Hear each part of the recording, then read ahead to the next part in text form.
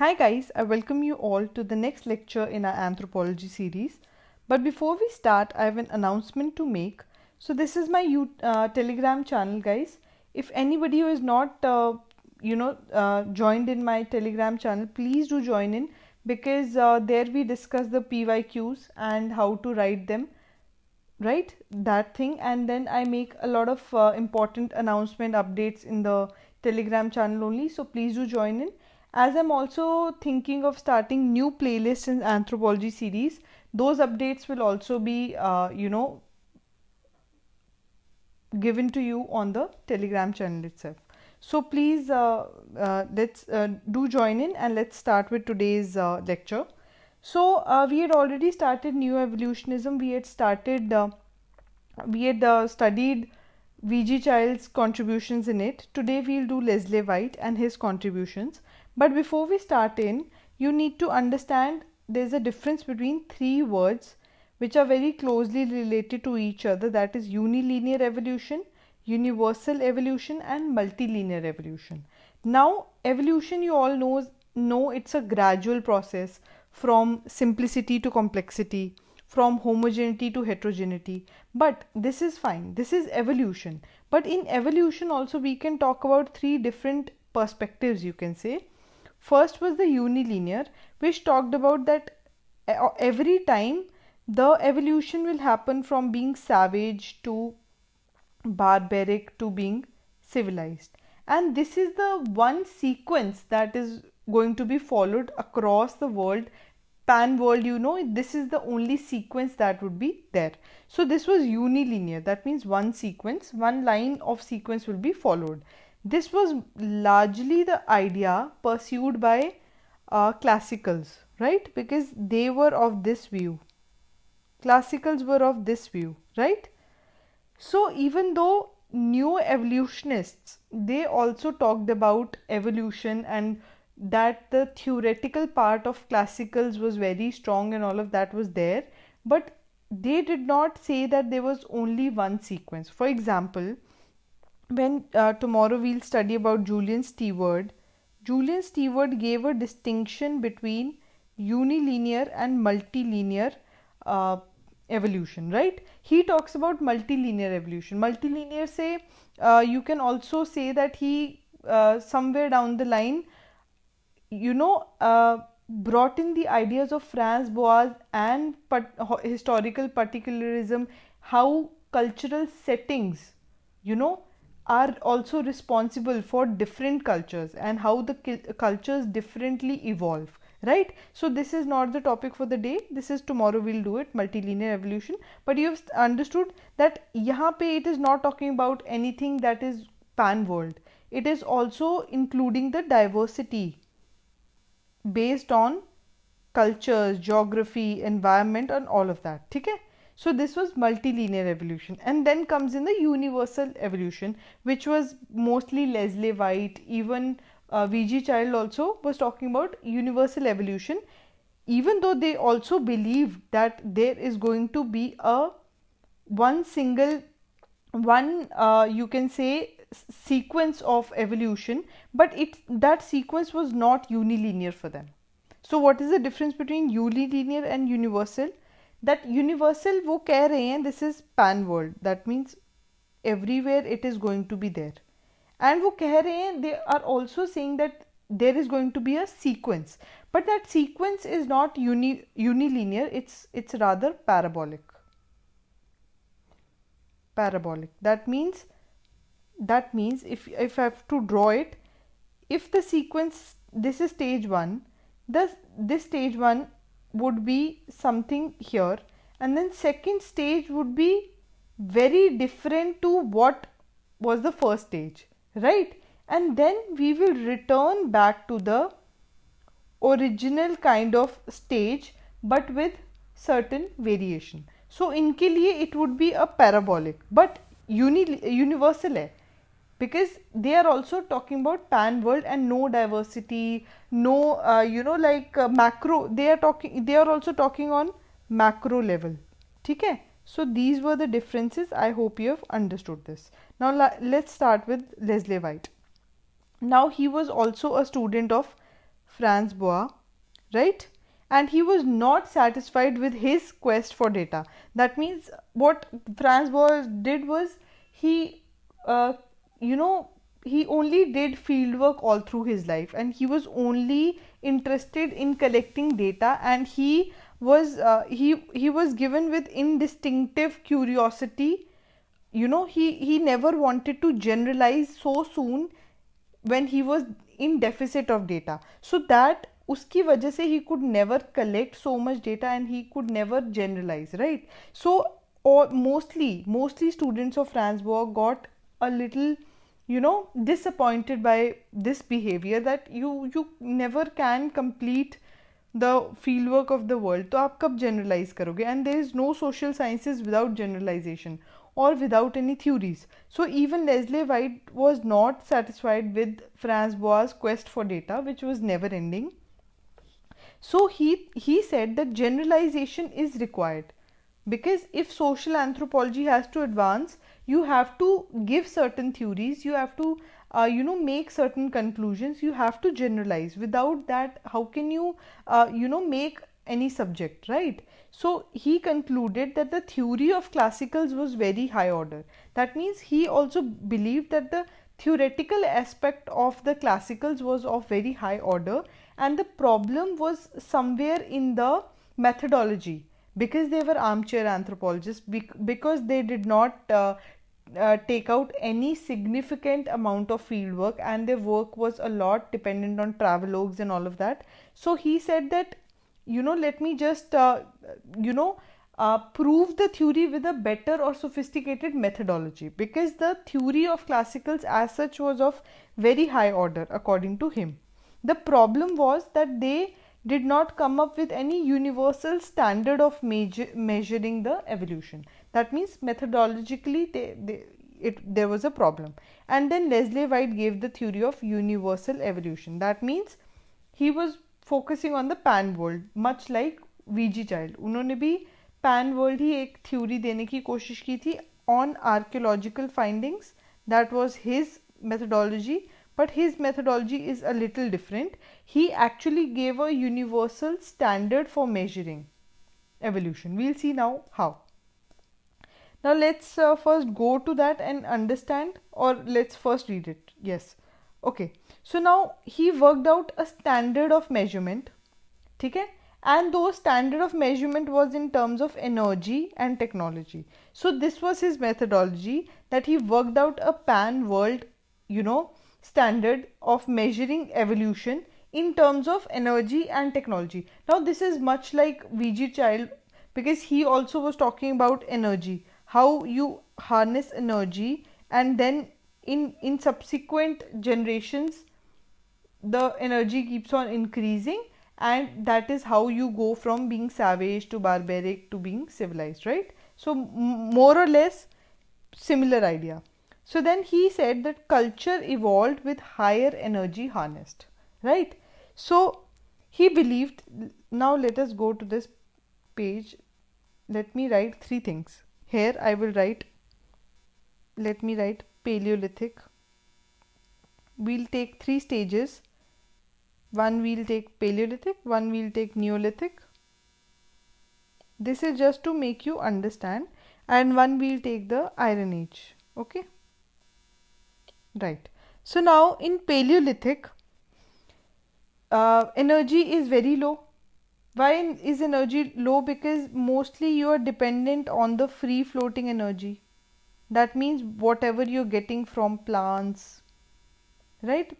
Plants, nuts, seeds, animals, right? So you are creating very minimal amount of energy. You are just dependent on what you are getting from the environment, right? Nothing else you are creating. So if I make a heading here, energy and technology, because these were the two aspects based on which he gave his theory. So इस time पे there was the I will have to remove this. I'll just say this.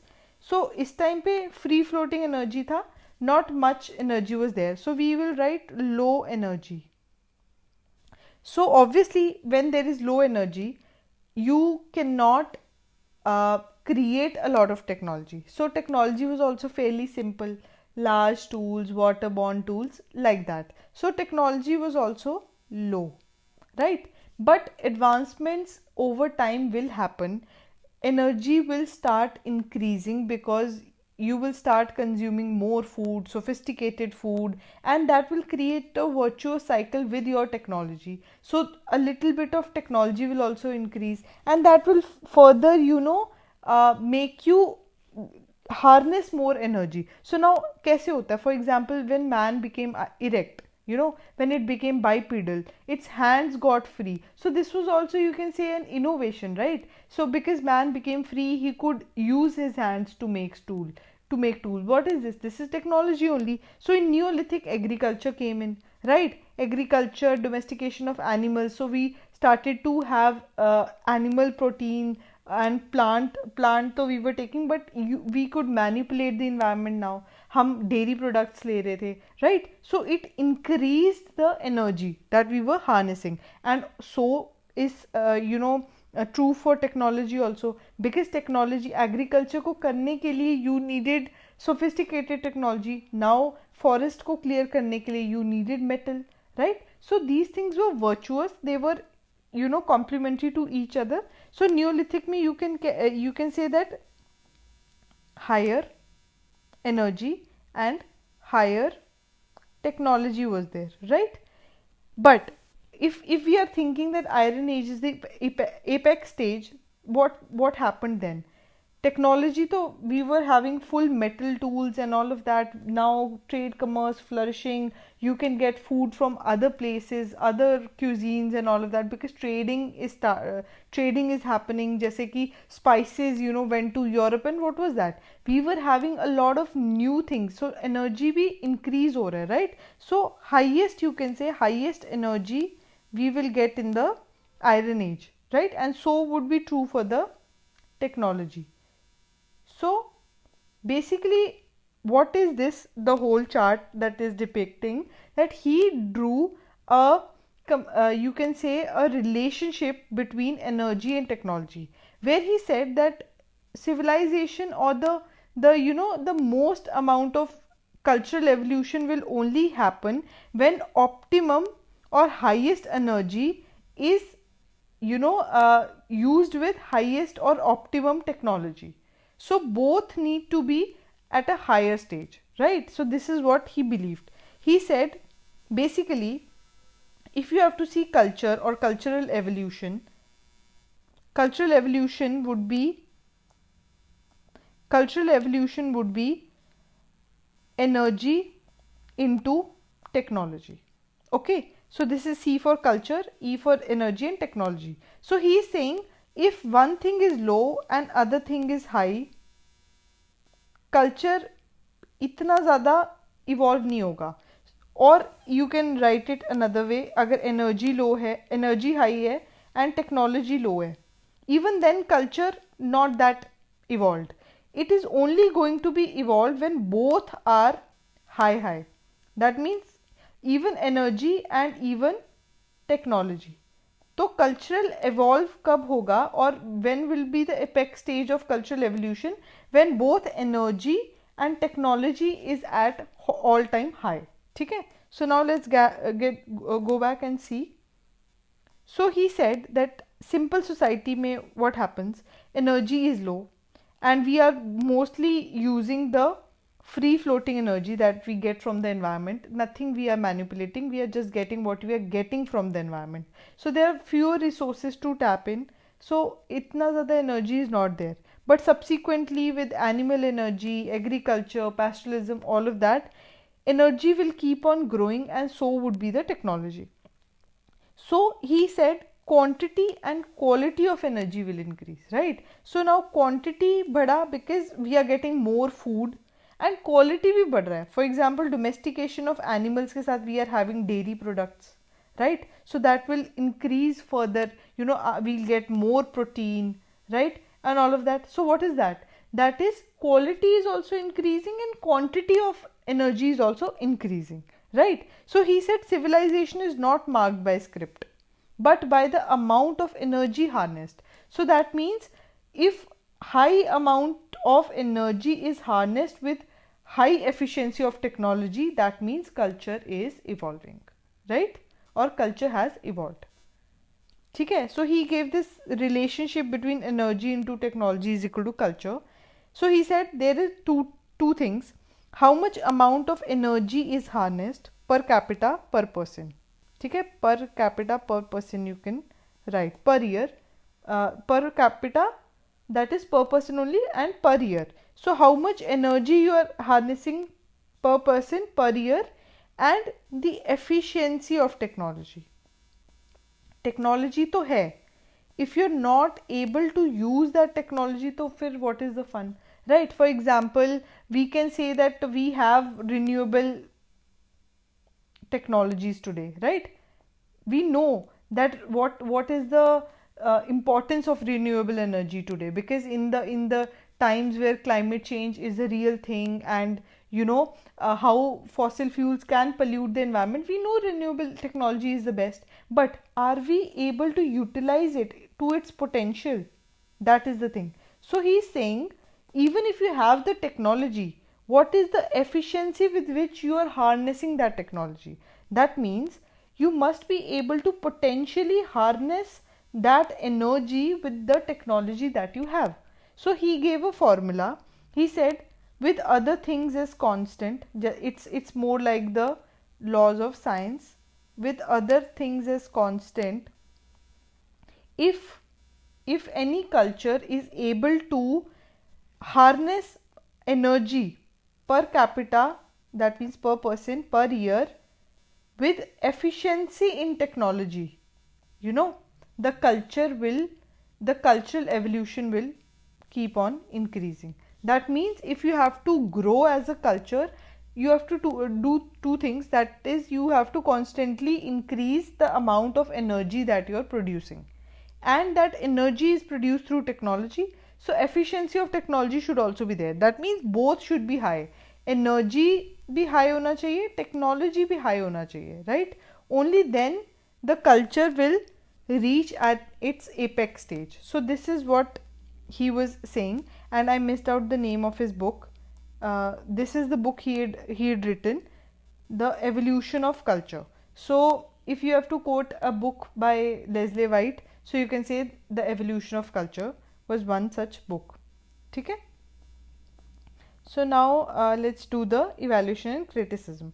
Now he gave a universal theory. That means how cultures, he didn't talk about one single culture. He said this is how cultures evolve when they are harnessing energy through efficiency of technology. That means the cultures are evolving. But he didn't get into the multilinear aspect. That means he didn't look at the diversity across cultures. He didn't look at any of those things. So he gave a very universal pan world theory, right? So he showed, this is V. He showed that over time how incremental growth in both quantity and quality of energy made cultures to evolve. हमने बोला quantity, that means we were getting more energy because we got access, we could clear forest, we could produce food in agriculture, so we had more abundance of food. That means we were now not we could take care of the famine, the drought, many of those conditions, right? So we were having a lot of quantity of food, and with increasing sophistication, we were getting even better quality of food or quality of energy. So with pastoralism, we started to use the dairy products. It enhanced. Then protein requirements, we look today we are looking at micronutrients, right? So what is that? The evolution never stops. Today we are talking about micronutrients, right? We are doing fortification in our food. That means whatever micronutrient vitamins that we do not have in our food, we need to fortify the food with that. So what is that? This is how we are improving the quantity and quality of energy with times, with cultural evolution, right? So this is what he was able to show.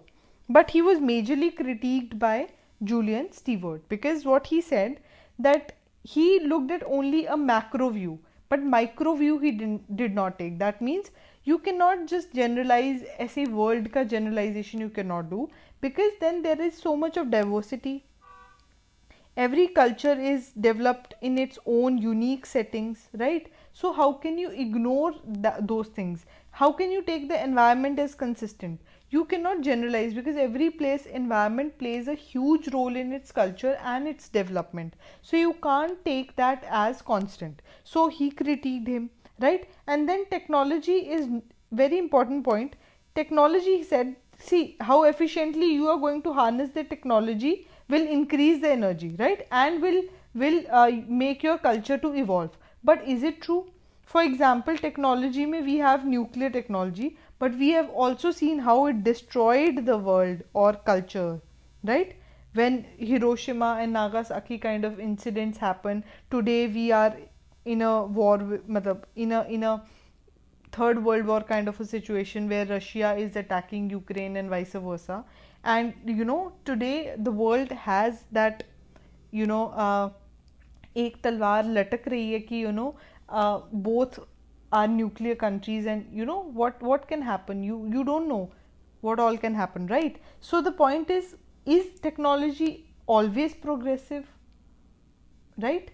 So that is a point to be thought about. So not every time technology is going to used progressively in the evolution or harnessing energy in the positive way. So he again, you can say that he misjudged this kind of thing. So this was the criticism. I hope you have understood, and please guys, follow my Telegram channel. We can discuss things over there, so please join in there. And if you guys liked my initiative, please like, share and subscribe guys. Thank you.